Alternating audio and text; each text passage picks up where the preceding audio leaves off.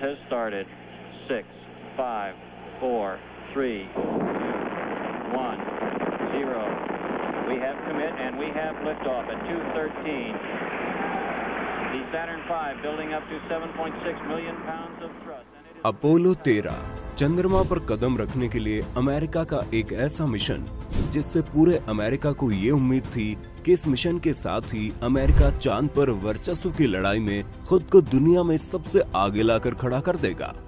क्योंकि इससे पहले भी अमेरिका ने अपोलो 11 मिशन के जरिए चांद पर पहले इंसान को पहुंचाकर इतिहास रच दिया था, जिसमें नील आर्मस्ट्रॉन्ग ने चंद्रमा पर पहला कदम रखने का रिकॉर्ड अपने नाम किया था। लेकिन अभी अमेरिका और नासा को चंद्रमा की और पड़ताल करनी थी, इसलिए उन्होंने अपोलो 13 में खुद को और अपग्रेड करके 3 लोगों को चांद पर फिर से भेजने का मिशन तैयार किया। लेकिन किसे पता था कि जो अमेरिका एक बार चंद्रमा पर इंसानों को भेज चुका है, वो अपने अगले मिशन में अपने तीनों अंतरिक्ष यात्रियों को खो देगा। तो आखिर ऐसा क्या हुआ कि अपोलो 13 में भेजे गए तीनों यात्री अंतरिक्ष से गायब हो गए, और क्या वो कभी धरती पर लौट सके? आज आपको इस वीडियो में हम इसी मिशन की कहानी बताने जा रहे हैं, तो सीट की पेटियां बांध लीजिए इस चंद्रमा की उड़ान की कहानी के लिए। 11 अप्रैल 1970, समय दोपहर 2:37। नासा के स्पेस लॉन्च स्टेशन से अपोलो 13 नाम के स्पेसक्राफ्ट को लॉन्च किया गया। देश की सरकार और नासा को इस मिशन से बहुत उम्मीदें थी, लेकिन इस लॉन्च को लेकर लोगों के मन में कोई खास रोचकता नहीं थी। खैर, सरकार की तरफ से तीनों अंतरिक्ष यात्री mission commander James Lovell, command module pilot John Swigert, lunar module pilot Fred Haise को एक लाइव कैमरे की मदद से टीवी पर टेलीकास्ट करके दिखाया जा रहा था।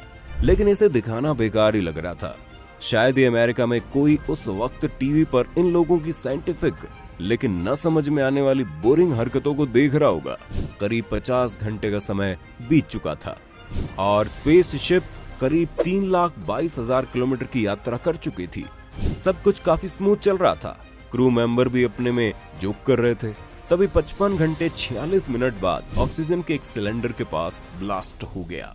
इस सिचुएशन में जैक ने ऑक्सीजन की सप्लाई को दूसरे टैंक पर शिफ्ट किया ही था, जिससे कि जितने क्रैक्ड वायर थे वो एक्सपोज हो गए और तुरंत ही टैंक नंबर 2 ब्लास्ट हो गया।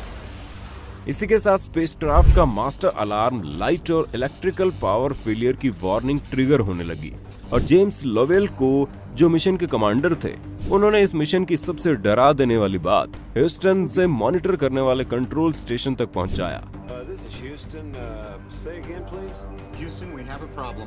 कंट्रोल स्टेशन को इस बात पर अभी भी भरोसा नहीं हो रहा था, लेकिन जो वार्निंग लाइट का सिग्नल आ रहा था उसके हिसाब से 2 से 3 फ्यूल सेल बर्बाद हो चुके थे, और ये वही फ्यूल सेल थे जो स्पेसक्राफ्ट को मुख्य रूप से इलेक्ट्रिसिटी प्रोवाइड कर रहे थे। इसके साथ ही उन्हें ये भी पता चला कि एक ऑक्सीजन सिलेंडर पूरी तरह से खाली हो चुकी है और दूसरे में से जल्दी जल्दी ऑक्सीजन निकल रहा है। कंट्रोल स्टेशन ने एक साथ इतनी ज्यादा विपरीत परिस्थितियों की कल्पना भी नहीं की थी।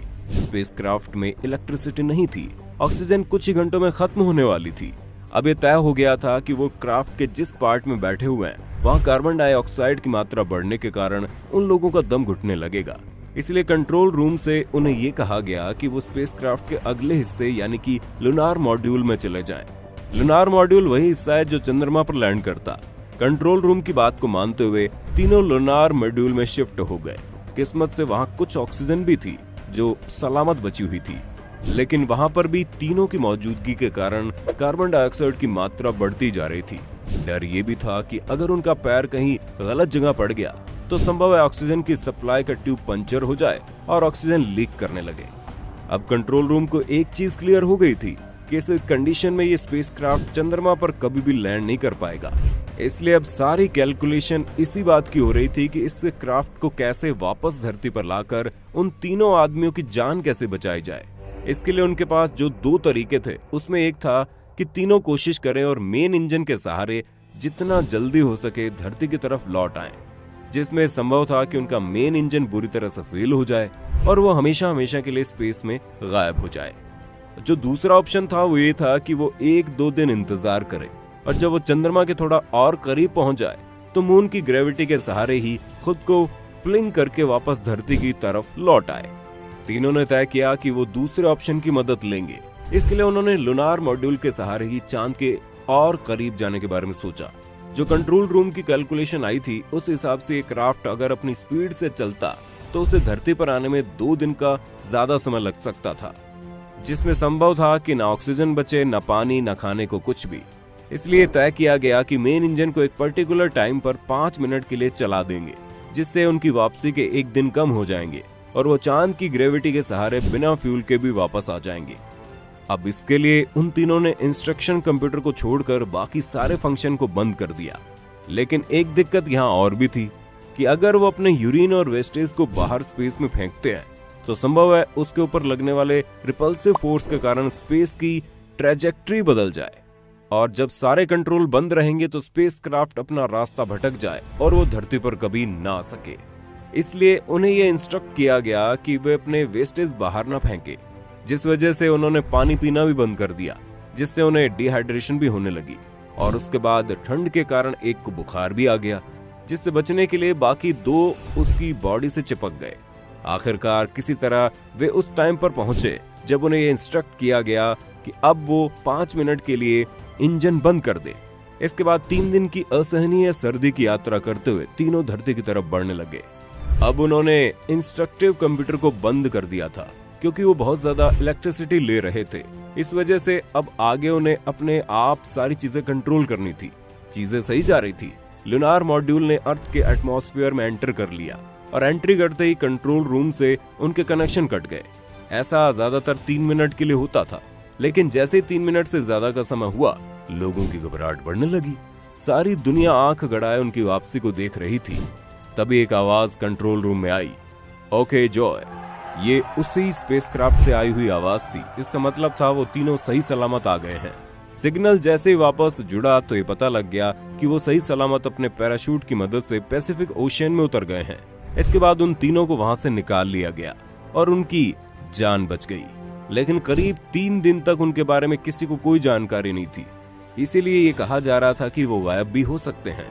खैर, अपोलो 13 में गए तीनों मेंबर अपनी चालाकी से धरती पर वापस तो लौट आए, लेकिन अमेरिका की सारी उम्मीदों पर पानी फिर गया। आपको अपोलो 13 की ये कहानी कैसी लगी कमेंट करके बताइए। अगर आज की वीडियो पसंद आई हो तो इसे लाइक करने के साथ साथ अपने दोस्तों और रिश्तेदारों के साथ शेयर जरूर कर दें। अगर आप ये वीडियो YouTube पर देख रहे हैं तो चैनल को सब्सक्राइब करके बेल आइकन दबा दें। और अगर Facebook पर आप ये वीडियो देख रहे हैं, Facebook पेज को जल्दी से लाइक कर दें। फिलहाल के लिए इतना ही। अभी के लिए दीजिए हमें इजाजत। आपसे मुलाकात होगी अगली वीडियो में। शुक्रिया।